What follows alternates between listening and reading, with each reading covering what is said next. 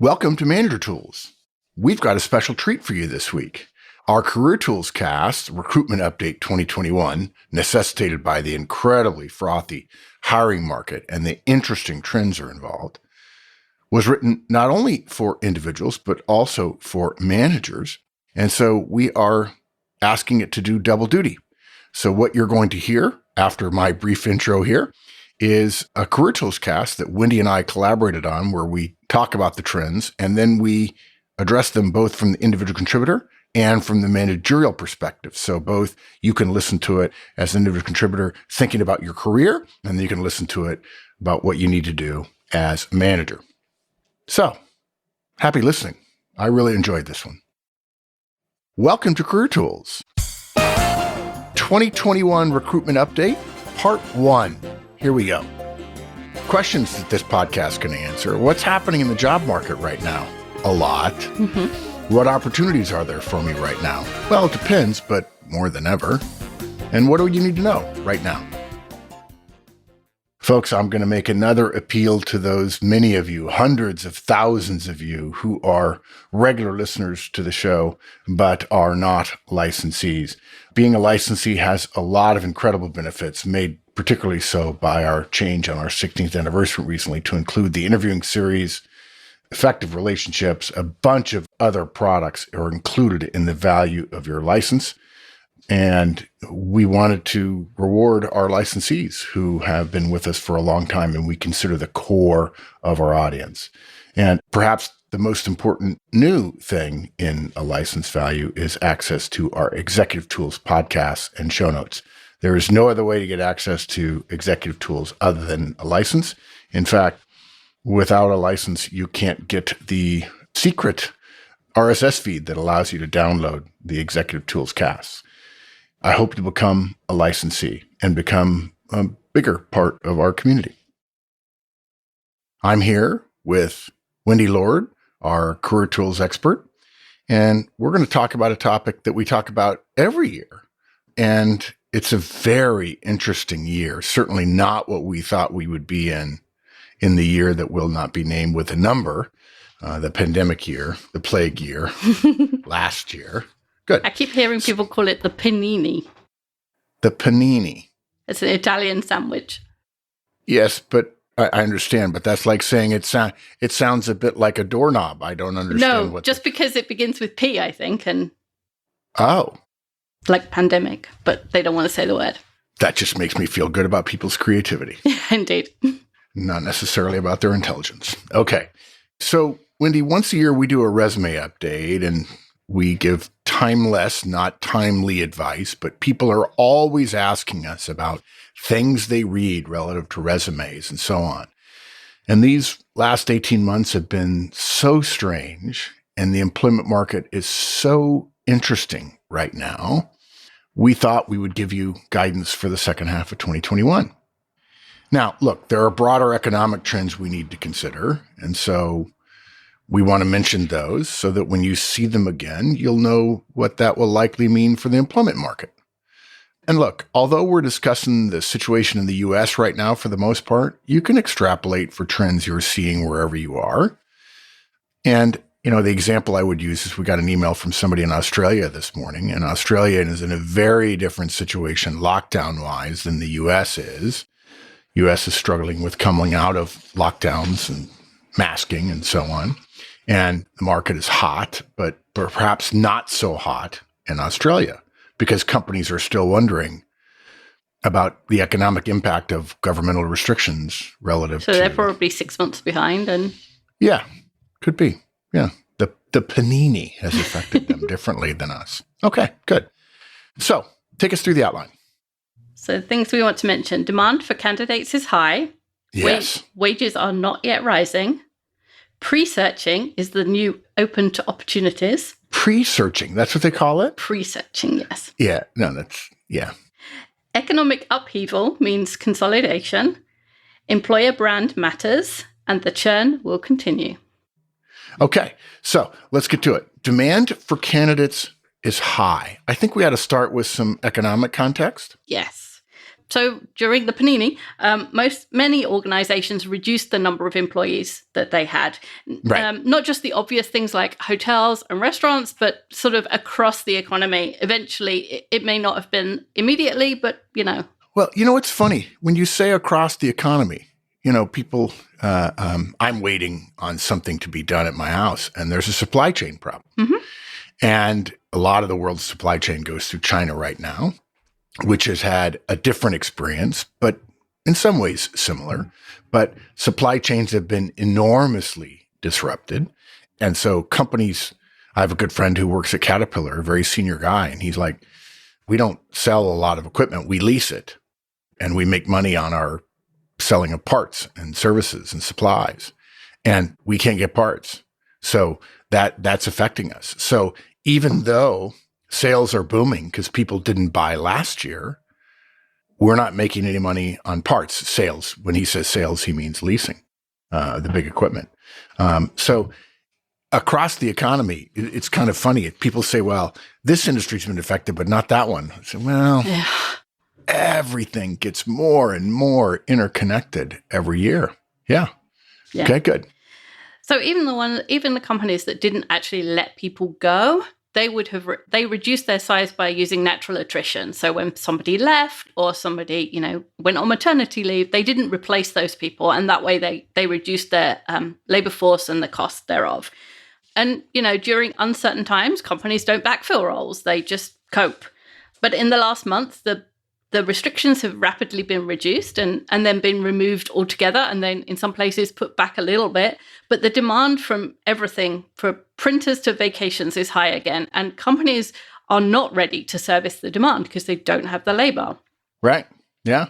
And you can't hire a lot of people in a month. Even, jobs where, like builders, construction people, you'd think, oh, yeah, they just line up at Home Depot, right? Well, no, actually, construction is really hard to get people right now. And you just can't do it. It's like the old joke, right? If it takes one woman 9 months to have a baby, how long does it take 9 women? The answer is not 1 month. You need resources, but it doesn't matter how many recruiters you have, hiring people you have, people doing onboarding. It still takes time.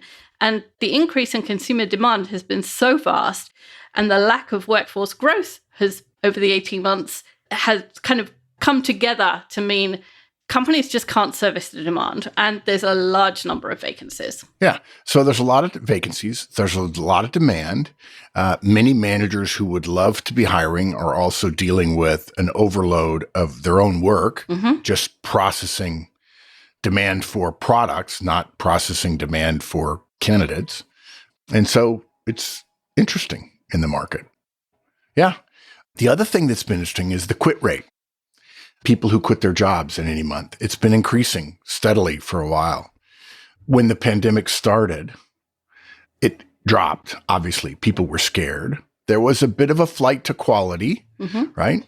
Meaning brands, which we'll talk about later, were okay. But now people are quitting again. In fact, you sent me something recently that I scoffed at. I think you pre-scoffed me. You said, "Can you believe this?" In which you found a blogger out there, a reminder that the cost of entry, the barrier to entry on saying things about careers on the internet is zero. Someone saying, "You should quit your job. Everybody's doing it." Which reminded me of my parents. And when I said, "Oh, everybody else is going." Yeah. One, you're not everybody else's kid. And two, if they said jump off a cliff, everybody was jumping off a cliff, would you do that too? Right. Yeah. So the quit rate is going up because a lot of people are stupid. There are other reasons, and some of the quitting is legit, but yeah. And that means there are more candidates in the system. Now, the beauty of that is with more candidates, the more prepared candidate wins more often. That's good. So, okay. So what does all this mean? So that means if you are looking for a new role, then you're likely to have an abundance of roles to apply for and interview for. I looked up, somebody asked me about military recruiting at Amazon, and I happened to look at their website. They had 39,000 jobs open. I thought you were talking about recruiting to get people into the military. No. Amazon recruiting military people. And it was worldwide, but 39,000 jobs. That's amazing. Yeah. And it doesn't necessarily mean that new roles will be easy or easier to get just because there's a lot of them. Because in normal times, when the demand is high for candidates, the job search time shortens because it's easy for candidates to find a job that really fits them. And so they do less interviews and, the whole job search is shorter. But in 2021, although the demand is high, the number of candidates is high as well. And so when there's a high number of applications, it takes employers longer to sift through the resumes and find the person and do the phone screen and so on and so forth. So that doesn't make getting an offer any easier. And the data I saw for early 2021 says that those two forces are kind of balancing each other out. The average job search. Yeah, it's 5 months, the same as it normally is. Yeah, it must be frustrating. People are thinking, I'm reading all this stuff about how great a market is, but I don't seem to be getting any traction. Right. But you're getting about the same traction. You're assuming more traction because of the more openings, but in fact, with more demand and more tumult, as it were. Yeah. Okay. That's good. That may be the most interesting thing about this cast, that the average job search is the same historically as it has always been. Yeah. 5 weeks, five months, which is 20 weeks. Yeah. Good. All right. What does that mean about quitting again, though? You had an opinion about that. Yeah. Well, I wouldn't take high demand for candidates across the economy to mean that quitting without money saved or another role to go to or without plans is any less risky than any other time. Really? Really? How did you draw that incredibly scintillating conclusion? Some people will tell you to quit based on the color of the paint in the break room. Yeah, yes, I think that was in that thing. You read that on LinkedIn of all places. Yeah, if you're a person who quits because of the color of the paint in the break room, please don't apply to me or any of the people that I know. I mean, seriously, let's get our priorities in order, folks. And one of her points is saying like, oh, quit, it's fine, was the candidate market is hot, which it is, and the gig economy is booming, which it is. Both are true, but that doesn't mean that you can't be hurt if we say to you, just quit. Because and our standard is not you might benefit. You'll be okay. Our standard is, will you be hurt? And if you'll be hurt, we're going to tell you not to do it. Yeah. Or at least we're not going to tell you.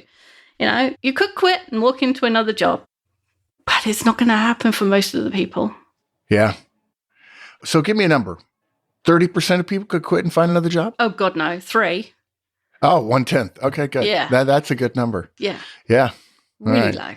Yeah. So what we're saying is don't change your risk tolerance, right?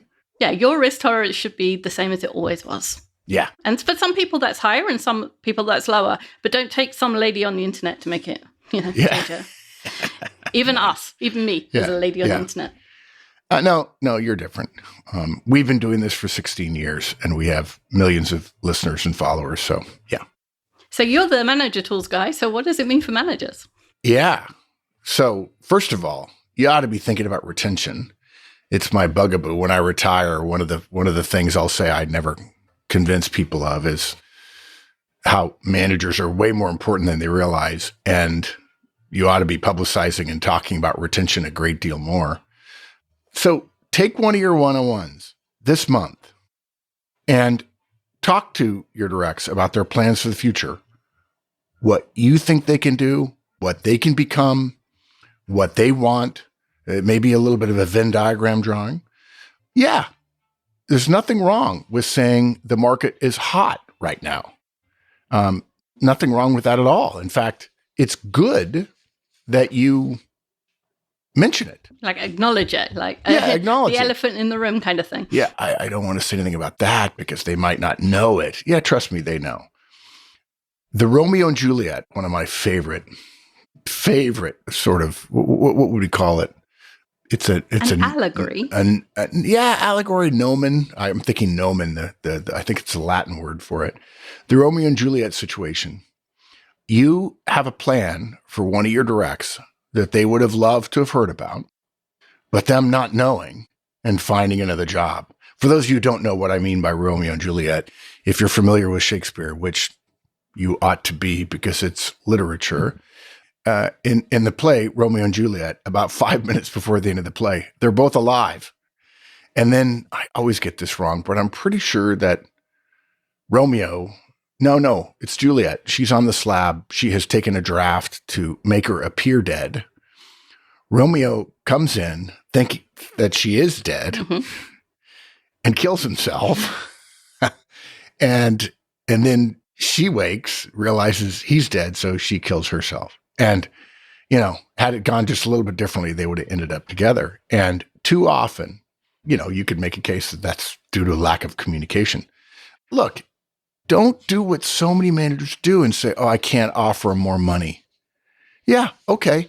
And look, if it comes down to it and they say, I want more money or I'm out, maybe you've talked to your boss and your boss, maybe you go back to your boss and say, they've told me point blank, if you don't offer me more money, I'm out. If I were your boss, I would say, fine, let him go. On the other hand, in a pinch, maybe your boss will relent. But frankly, let him go. If they don't see you as a manager, if they don't see retention, if they don't see a career path, and they would all see that, they would see all that because you communicated it to them, and it's all about money for them, you're always going to have a problem with money with that person. And frankly, hopefully you know this, listening to this cast, and hopefully manager tools and maybe even executive tools these days, you'd be surprised how much money most people would forego for a manager who cares and who is working with them to create a future, co-create their future.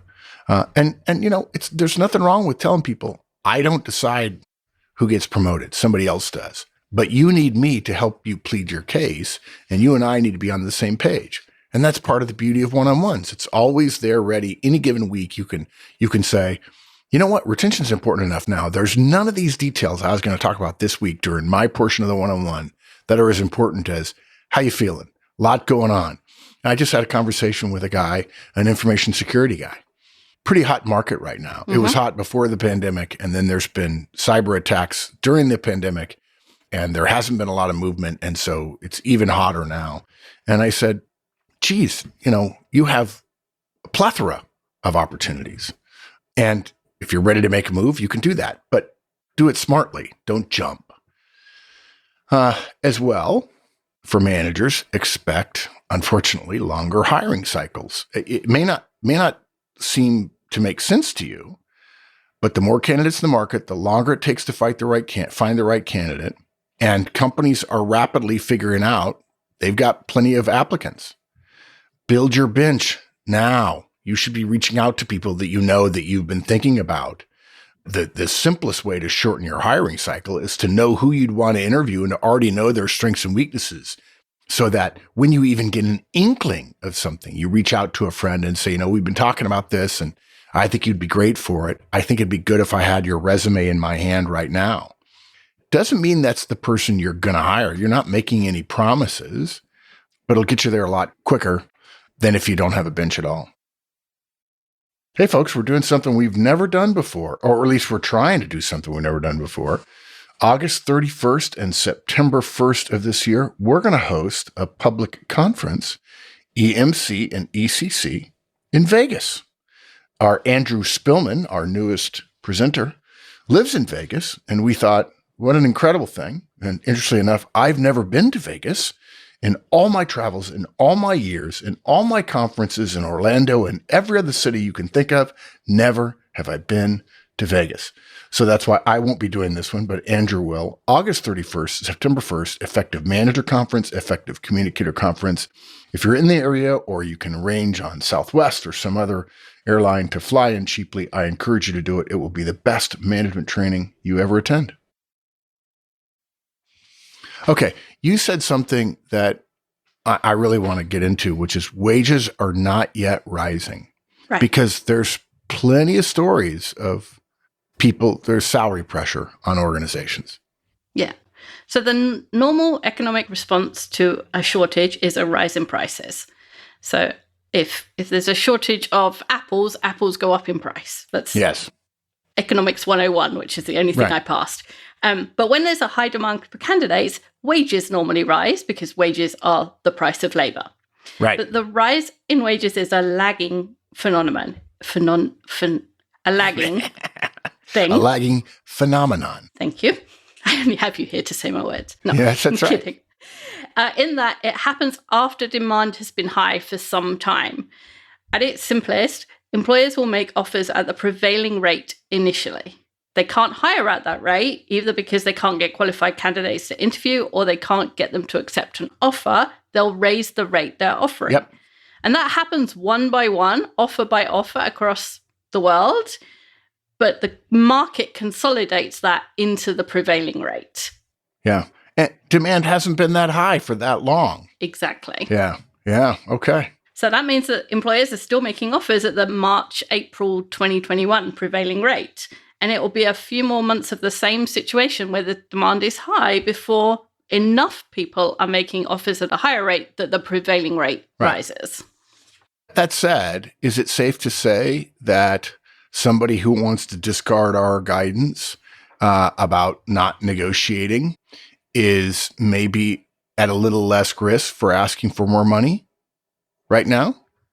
I think we'd have to say yes. Yes, you'd have to say yes, but I think it depends so much on the person receiving that on the other side of the negotiation, much more than economics. Yeah. Okay, good. And there's another step that employers can take before they raise wages, and that is they can offer bonuses. So signing bonuses, either paid immediately or after 6 to 12 months, are a better way for employers to give people an incentive to start work with them because they're only paid once. If you pay someone a $10,000 bonus for starting at the company, the following year you don't have to pay that $10,000, and it's not counted when you do their 3% increase. Yeah. I also think the reason I made the point about, there's news to the contrary, is that people are reading about small business owners, even, fast food restaurants offering $100, $150, $200 signing bonuses, which might make you think, oh, nobody wants to work there. Actually, that's not the case. They're just responding to the pricing mechanism, which is one of the most important economic principles in the history of humankind. And in what's happening is those places, the lower end of the market, got shut down. And many of their people decided, I don't want to go back to that industry. Right. And so the demand there is high, but the supply is low. And that's why you see that. In other places, in the vast majority, the demand is high and the supply is high. Mm-hmm. And so therefore we have an evening out, as you've been suggesting. And the other thing about markets and economic employment markets is they are very lumpy, is the word I call it. So like you say, fast food in a big city, that they might be paying bonuses because they can't get enough people. Whereas, some other job, supermarket managers in rural areas, they probably aren't because it's a different market.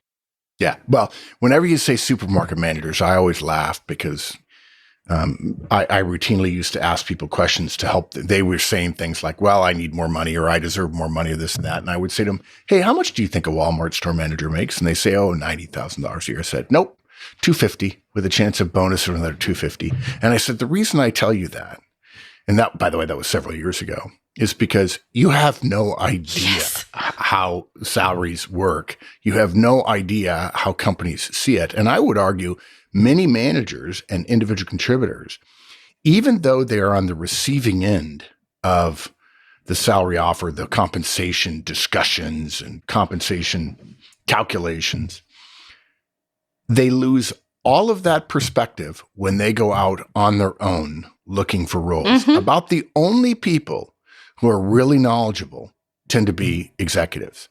It's amazing to me how we are both deliverers of through offers we make and recipients of through offers we receive, salaries, compensation, with compensation information attached to them.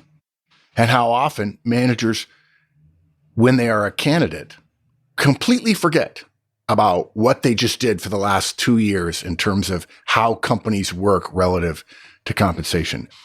It's like a scotoma. It's a blind spot that there's a professionals cognitive have. bias, which is if I made it, it's more valuable. So like if I make an IKEA cabinet, I think it's more valuable because I made it. IKEA made it and I put it together.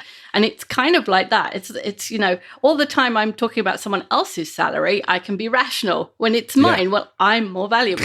I'm pretty great. I don't know if you've checked. Yeah. Me too. Yeah. Okay. What does that mean for people's careers right now? So the important part of what we just said for any individual is the explanation that offers are made one by one. While there's a prevailing rate for any role, the specific rate for a specific role in a specific company in a specific geography can be quite different. Yeah. And what you get offered and what you could get based on what you see and hear and think can be thousands of dollars, even tens of thousands of dollars apart. I would like to comment a step further on this. A lot of people are getting their information from what I'll call news, and then I'll call, I won't call it fake news, I'll call it quasi-news. And the news media is designed to, because it's a capitalistic system, not to tell you what you need to know, but to tell you what will attract your eyeballs. This is quite similar to social media. On your social media feed, folks, they're telling you what they think you want to read, so that you will spend longer there so they can make more money off of you, because the reason the service is free is because you're the product. They're selling you and your attention to advertisers and making trillions doing it. And you have to dig deeper than that, because your understanding of the marketplace and what you might be worth and whether or not wages really are going up is a misapprehension based on the media saying, well, it's not interesting to tell a story about a plane that lands on time and safely, so we tell you about the plane that crashes. We tell you about the ones that are really going up. Look at this McDonald's. They're offering a ton more money. Well, in fact, 6 of the kids that work there were on a high school football team, and it's now summer football schedule. And unfortunately, the typical replacements are not available. And they're literally thinking about closing during some of their hours, which, by the way, McDonald's corporate would not like at all. And so they're willing to pay almost anything to take essentially take a significant hit just to stay open. But that's the story that makes the news, not the one 10 miles away, which the high school football team does not frequent, and they don't have football players on they're drawing from a disadvantaged community or whatever, and those jobs are precious to them. And so these are kids in high school who are helping their families survive, and they don't have a problem. But they don't talk about that McDonald's. They talk about the other McDonald's. And folks, please don't write me and tell me I use an example of McDonald's. I love McDonald's. It's clean. The food's good. I love McDonald's. So that there's a principle for the average investor, which is it's better to make consistent small investments over years into a fund that buys a range of stocks rather than trying to pick a single stock that produces, dollar cost averaging. Yeah, but produces a sudden return. And that principle is built on the fact that most of us don't have the skill or the knowledge to play the markets, even the people that think. Actually, what you meant to say was all of us. All of us, save 1/10% who are always on TV.